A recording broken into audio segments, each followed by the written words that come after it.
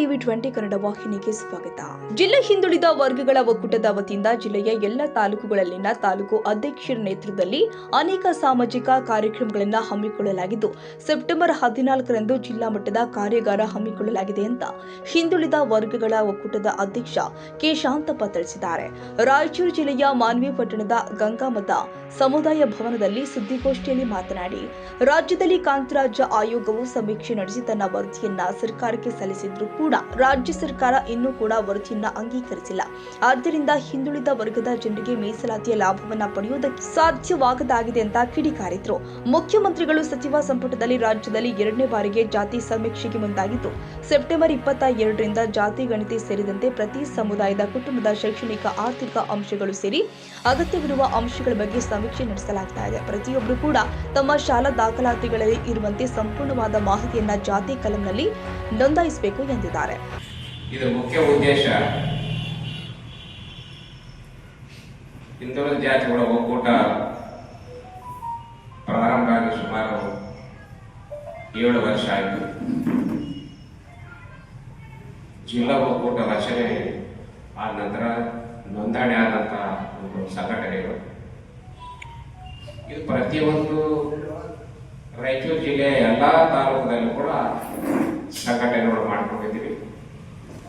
ಅಲ್ಲಿ ಕೂಡ ಅಧ್ಯಕ್ಷರು ಪದಾಧಿಕಾರಿಗಳು ಎಲ್ಲರೂ ಇದ್ದಾರೆ. ಅವರು ಕೂಡ 5 ವರ್ಷ ಕೆಳಗಡೆ ನಾವೆಲ್ಲ ಸಂಘಟನೆ ಮಾಡಿ ಸಮಿತಿಗಳು ರಚನೆ ಮಾಡಿದ್ದೀವಿ.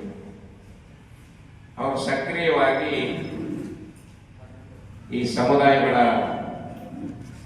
ಏಳಿಗೆಗೆ ಪರಿವರ್ತನೆ ಬದಲಾವಣೆಗಾಗಿ ಜಾಗೃತ ಮಾಡುವಂತ ಕೆಲಸ ಮಾಡ್ತಾ ಇದ್ದಾರೆ.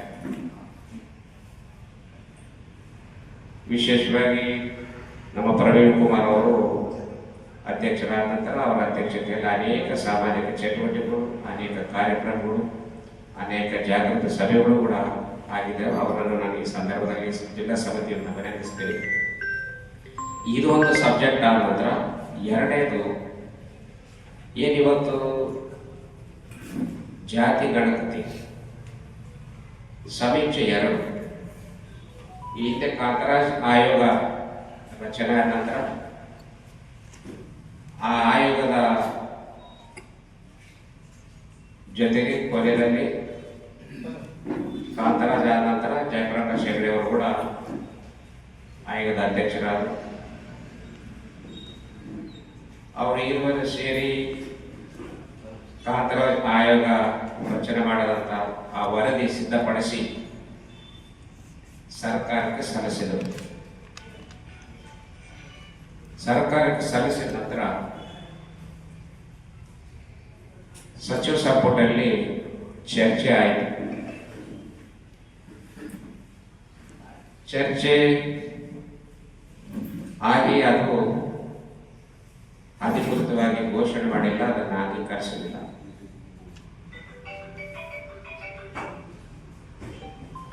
ಆ ಒಂದು ಹಿನ್ನೆಲೆಯಲ್ಲಿ ಬೇರೆ ಬೇರೆ ಸಮುದಾಯದವರು ನಮ್ಮ ಜನಸಂಖ್ಯೆ ಬಹಳ ಕಡಿಮೆ ತೋರಿಸಿದ್ದಾರೆ,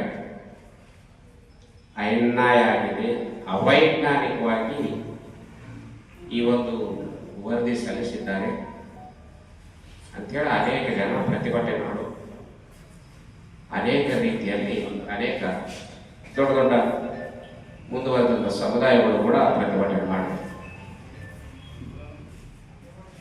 ಅದೇ ರೀತಿ ಕೆಲವೊಂದು ಹಿಂದುಳಿದ ಜಾತಿಗಳು ಸಮುದಾಯಗಳು ಕೂಡ ನಮ್ಮದಾಗಿ ಸಂಖ್ಯೆ ಜಾಸ್ತಿ ಇದ್ದು ಕಡಿಮೆ ಮಾಡಿದ್ದಾರೆ ಅಂತ ಹೇಳಿ ಅಲ್ಲಿ ನಮ್ಮ ಸಮುದಾಯಗಳಲ್ಲಿ ಕೂಡ ಕೆಲವು ಗೊಂದಲಗಳು ಆದವು. ಇದನ್ನು ಸರ್ಕಾರ ಮತ್ತೆ ನಮ್ಮ ಮುಖ್ಯಮಂತ್ರಿಗಳಾದಂಥ ಸಿದ್ದರಾಮಯ್ಯ ಸಾಹೇಬರು ಮತ್ತು ಸಚಿವ ಸಂಪುಟ 2ನೇ ಸಮೀಕ್ಷೆ ಮಾಡಬೇಕು ಹಾಗೆ ಅಂತೇಳಿ ಈಗ ತೀರ್ಮಾನ ಮಾಡಿದ್ದಾರೆ.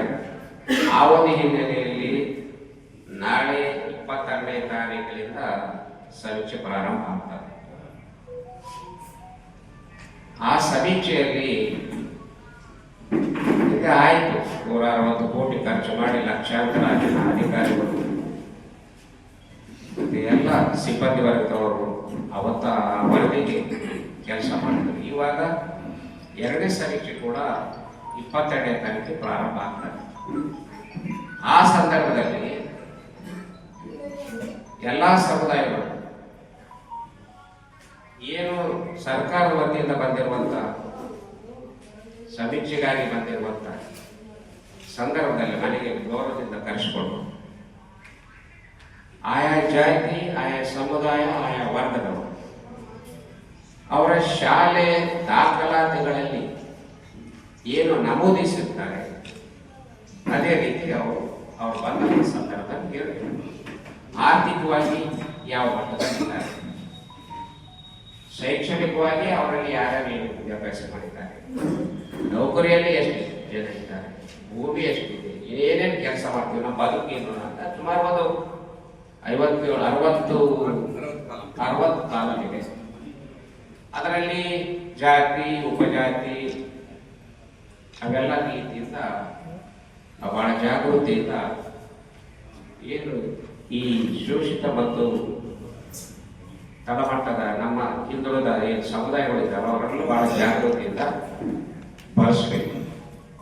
ಆಯಾ ಸಮುದಾಯಗಳ ಜನಸಂಖ್ಯೆ ಎಷ್ಟಿದೆ, ಆಯಾ ಸಮುದಾಯಗಳು ಆರ್ಥಿಕವಾಗಿ, ಸಾಮಾಜಿಕವಾಗಿ, ಶೈಕ್ಷಣಿಕವಾಗಿ, ರಾಜಕೀಯವಾಗಿ ಯಾವ ಮಟ್ಟದ ಇದ್ದಾರೆ ಅನ್ನುವಂಥದ್ದು ನಿಖರವಾಗಿ ಗೊತ್ತಾಗಬೇಕಾಗಿದೆ.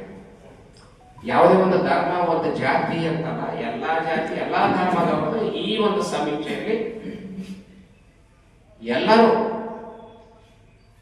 ಅದರನ್ನ ಜಾಗೃತವಾಗಿ ಅವರವರ ಅಂಕಿಅಂಶಗಳನ್ನು ತಿಳಿಸಬೇಕು. ಈ ಕೆಲವೊಂದು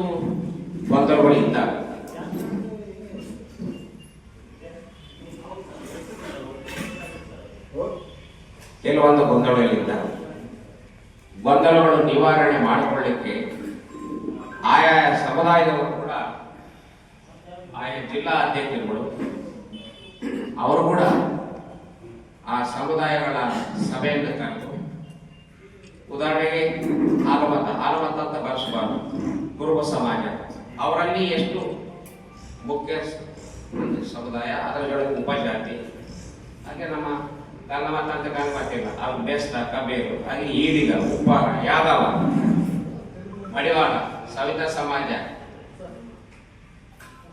ವಿಶ್ವಕರ್ಮ, ನೇಕಾರ, ಸೊಕಡ ಸಾಹಸ, ಇವೆಲ್ಲ ಎಷ್ಟು ಸಮುದಾಯಗಳಿದ್ದಾವೆ. ಅವ್ರದಾಗ ಜಿಲ್ಲಾ ಸಮಿತಿಗಳಿದ್ದಾವೆ, ಅವ್ರದಾಗ ಮಠಗಳಿದ್ದಾವೆ, ಅವ್ರದಾಗ ರಾಜ್ಯ ಸಮಿತಿಗಳಿದ್ದಾವೆ. ಅಲ್ಲಿಂದ ಕೂಡ ಮಾಹಿತಿ ಪಡೆದು ಸರಿಯಾದ ರೀತಿಯಲ್ಲಿ ಬಳಸಬೇಕು. ಹಾಗೆ ಅಂತೇಳಿ ನಾವು ಎಲ್ಲ ಸಮುದಾಯಗಳಿಗೆ ತಮ್ಮ ಮುಖಾಂತರ ನಾವು ಮನವಿ ಮಾಡಿಕೊಳ್ತಾ ಇದ್ದೇವೆ. ಇದು 2ನೇದು. 3ನೇದು, ನಾವು ಈ ಸಮುದಾಯಗಳನ್ನ ಒಕ್ಕೂಟ ಮಾಡಿಕೊಂಡು 5-6 ವರ್ಷ ಆದ ನಂತರ ಈ ಸಮುದಾಯಗಳ ಒಂದು ಜಾಗೃತಿಗಾಗಿ ಮೀಸಲಾತ ಅಂದ್ರೆ ಏನು, ಹಿಂದುಳಿಬೇಕಂದ್ರೆ ಏನು, ನಮ್ಮ ಸ್ಥಿತಿಗತಿ ಅಂದ್ರೆ ಏನು, ಕೇಂದ್ರದ ಮೀಸಲಾತಿ ಏನಿದೆ, ಕೇಂದ್ರದ ಜನಗಣತಿಯ ಒಂದು ನಿಯಮ ಏನು, ನಮ್ಮ ರಾಜ್ಯದ ಮೀಸಲಾತಿ ಪಾಲು ಏನಿದೆ, ಈ ಶೋಷಿತ ಕಾಯಕ ಸಮುದಾಯಗಳು,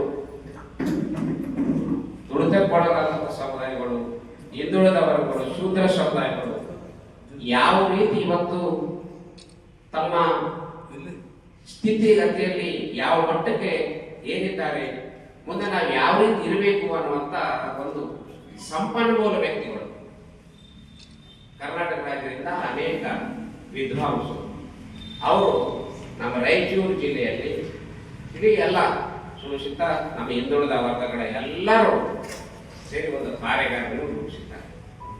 ಬೆಂಗಳೂರಿನಲ್ಲಿ ಆ ಕಾರ್ಯಕ್ರಮ ನಡೀತು ಕೆಲವು 15 ದಿವಸಗಳಿಂದ.